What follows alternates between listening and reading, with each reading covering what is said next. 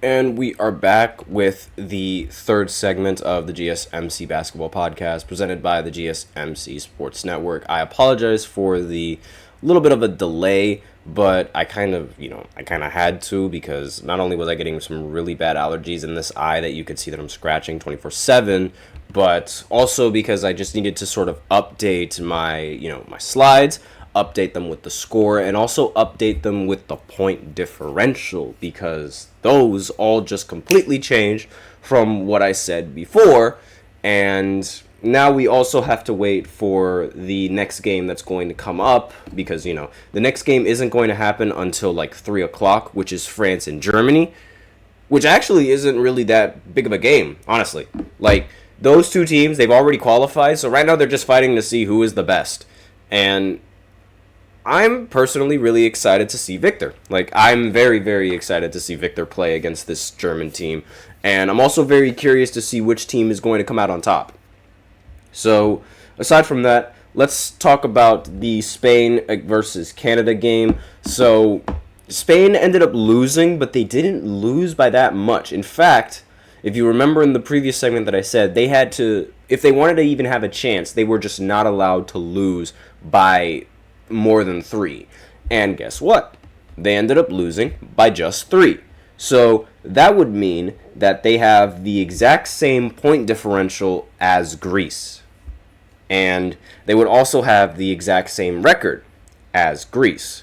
Now, this point differential is just, it's really not in their favor, because now that they have the same point differential as Greece, it's just going to be, way easier for the South Sudan team and for the Brazilian team to qualify. Like, as of right now, Brazil has already qualified for their spot just because of the outcome of this game.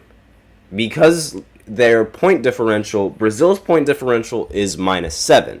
Now, here is the sort of, the updated point differential for Group A and their standings. So, you see Spain and Greece, they have the exact same point differential. And let me just go ahead. Brazil's point differential, remember, it was -25 last time we checked. Well, the last time they played. But with this game against Japan and them absolutely destroying Japan by over 20 points, they were able to fix their point differential and make it -7. So they have a better point differential than Spain and Canada right now. And so that would mean that in the next matchups, like South Sudan and the Serbian team, South Sudan has to win. And if they win, I believe that would mean that they get to qualify for the next round of the Olympics. But if they lose, they have to make sure, actually, you know what, now that I think about it, they cannot afford to lose. Like, they genuinely cannot afford to lose. Unless it's by 1 point, they cannot afford to lose. Because if they lose, then that would be over for them. And this is reserved for the 2 best teams it's only reserved for a couple of third-seeded teams. Like, not every third seed is going to make it through. So, let's just say, for argument's sake, South Sudan, they make it through off of a loss. They lose by 1 point. I believe that would mean, Serbia would advance because they win. France and Germany, they've already advanced, so they would advance as well. Canada and Australia, they would advance too, because they ended up being the top 2 seeds. And then all that's left is Spain and Greece, which have the same point differential, and aside from Japan and Puerto Rico, who are done. Like, they're just completely done. There's nothing that they can do to save them. And especially Japan. Like, Japan is over with. So, again, it's very, very confusing to keep up with all of this. It's very, very, very confusing. Because all of this, happens, it could happen, anything could happen. And it all happens like this, And if you're just not quick enough, you're just not going to keep up, and you'll be left in the dust with this score and with the way that the standings work. But the game was, it seemed like Canada was trying to pull away from it in a lot of moments of this game, but Canada just wasn't, like, Spain refused to go down. They absolutely refused to go down. And, I'm just going to go ahead and look at the box scores and see who were the best players for each of the two teams. And I'm sorry that I don't have, a graphic fixed up and ready for that because, the game literally just ended. So the box score of this game is looking a little bit like this. So the best player for the Canadians was arguably RJ Barrett, because RJ Barrett hit an extremely clutch three-pointer that, was able to seal the game for Canada. And you could also make the argument that Shai played pretty well as well and was the player of the game. He ended with 20 points, 5 for 11 from the field.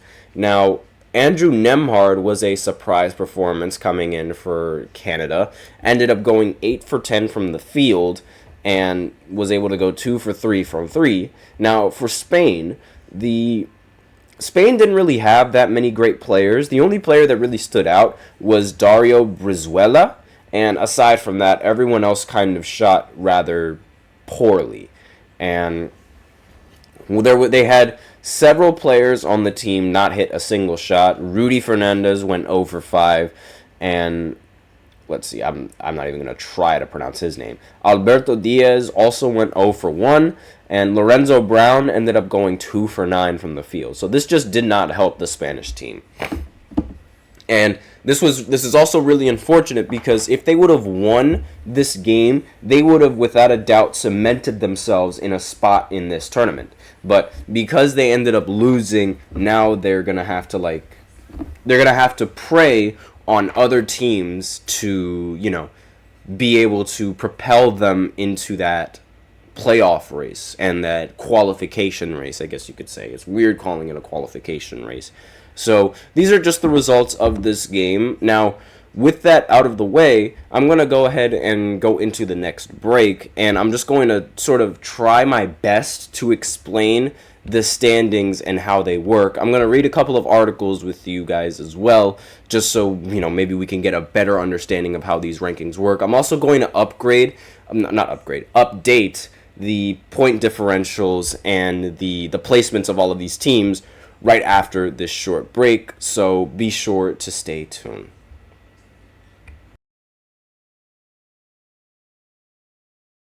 For the best and latest podcasts available anywhere, go to the podcast app on your cell phone and type in GSMC to access free content-rich podcasts on health and wellness, book reviews, sports, entertainment, relationships, social media, movies, technology, finance, and even weird news. Subscribe and download the GSMC Podcast Network's family of shows, available everywhere podcasts are found.